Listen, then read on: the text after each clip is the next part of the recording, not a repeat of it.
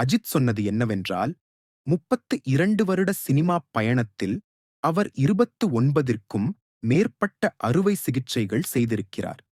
கடினமான கதாபாத்திரங்களுக்கு தயாராகும்போது பல அறுவை சிகிச்சைகள் நடந்துள்ளது.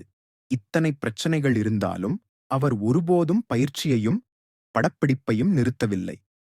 ஒவ்வொரு முறையும் தன்னை குணப்படுத்திய டாக்டர்களுக்கு நன்றி கூறி, இதற்காக நான் மிகவும் பிளெஸட் என்று சொல்கிறார்.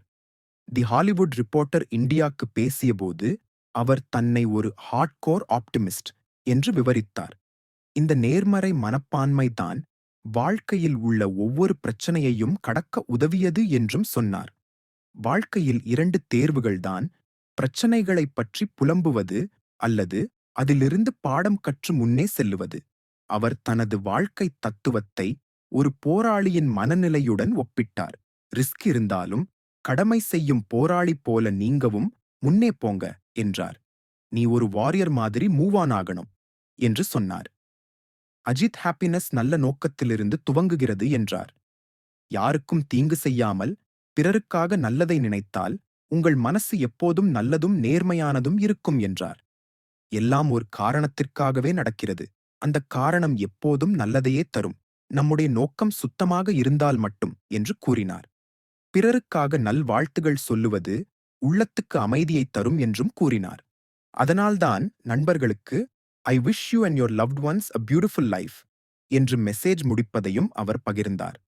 இது ஒவ்வொருவரும் விரும்புவதுதான், தங்களுக்கும் குடும்பத்திற்கும் ஒரு நல்ல வாழ்க்கை. அவர் வெற்றி மற்றும் பணம் வந்தபோது மனிதர்களின் நடத்தை எப்படி மாறுகிறது என்பதாகவும் பேசினார். எல்லாரும் ஒரு பாதுகாப்பான எதிர்காலம் நினைக்கிறார்கள், ஆனால் எல்லாருக்கும் ஒரே வாய்ப்புகள் கிடைக்காது. சில நேரங்களில் வாய்ப்பு இல்லாததால் வரும் மன அழுத்தம் மனிதரை தவறான பாதைக்குத் தள்ளும் என்றார். மனிதரின் உண்மையான குணத்தை பணம்தான் காட்டும் என்றும் அவர் சொன்னார். ஒருவரிடம் போதுமான பணம் இருந்தால் தான் அவர் கிவரா டேக்கரா என தெரிய வரும். வாழ்க்கையின் முடிவில் கசப்பாக இல்லாமல் இருக்க எல்லாருடைய ஆசைகளும் நிறைவேறட்டும் என்று அவர் வேண்டுகிறார். ஏனெனில் பணம் என்ன வாங்க முடியும், என்ன வாங்க முடியாது என்பதை அதனால்தான் அவர்கள் புரிந்து கொள்வார்கள். இந்த வீடியோ உங்களுக்கு பிடித்திருந்தால் தயவு செய்து லைக் பண்ணுங்க, ஷேர் பண்ணுங்க.